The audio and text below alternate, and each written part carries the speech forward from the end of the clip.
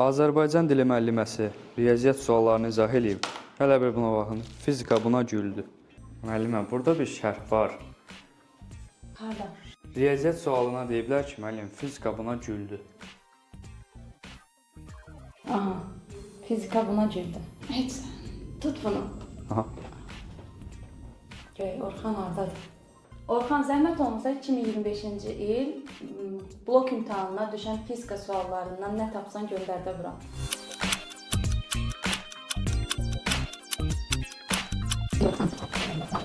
Qəbul imtahanına düşən suallar. Hazırsan? Hazıram mən. Neyinirik? Getdik.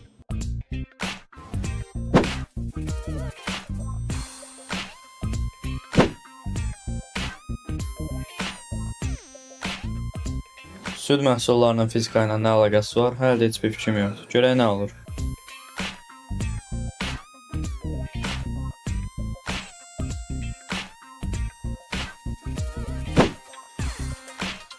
Buna da müəllimə.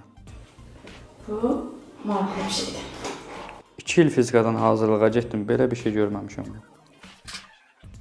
Müəllimə sualı izah eləmir. Deyəsən birbaşa əyani şəkildə göstərir.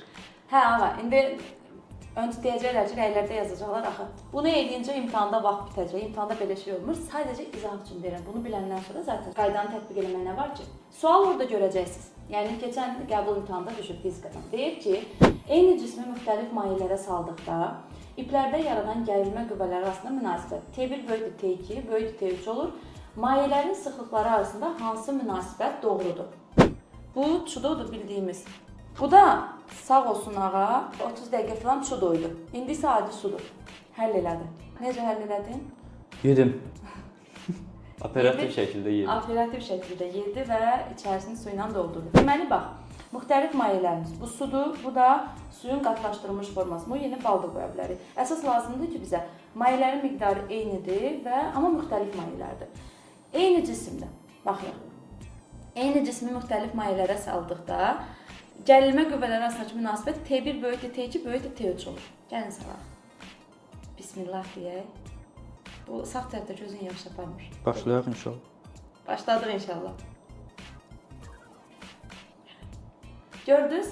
Bax, eyni cismi müxtəlif mayelərə saldım. Bunun gərilmə qüvvəsi tam şəkildə gərilməni gördünüz. Gərilmə böyükdür. Digərinə baxın, boş qaldı. Deməli, T1 böyükdür T2-dən. İndi gəlin sualımıza qaydırıq. Müxtəlif mayeyə saldıqda mayenin sıxlıqları arasındakı münasibət necə olacaq? Baxın, mayenin sıxlığı burada artıbdır, qatıdır. Mayenin sıxlığı artdıqca gərilmə qüvvəsi azalır. Mayenin sıxlığı azaldıqca gərilmə qüvvəsi artır. Gördünüz? Deməli, bunun gərilmə qüvvəsi böyükdür də, T1 böyükdür T2-dən. İndi bu mayenin sıxlığı artıb da axı, düzdür? Sıxlıqlar arasındakı münasibət hansı doğru olacaq? Deyəcək ki, P3 böyükdür P2-dən, o da böyükdür P1-dən. Çünki mayenin sıxlıqları arasındakı münasibət daha sıx hansıdır? Bax, budur, daha sıx və bunun gərilməsi azdır. Bunun isə sıxlığı azdır, gərilməsi çoxdur. Elə bil ki, bir-birinə tərs mütənasibdir. Bu qədər sadə. Yəni, tərs mütənasib olan T1 böyükdür T2, böyükdür T3 olmur, əksin götürəcəksiniz. Burada deməli, cavab olur Y variantı. Bu qədər sadə, tərs mütənasib olanı.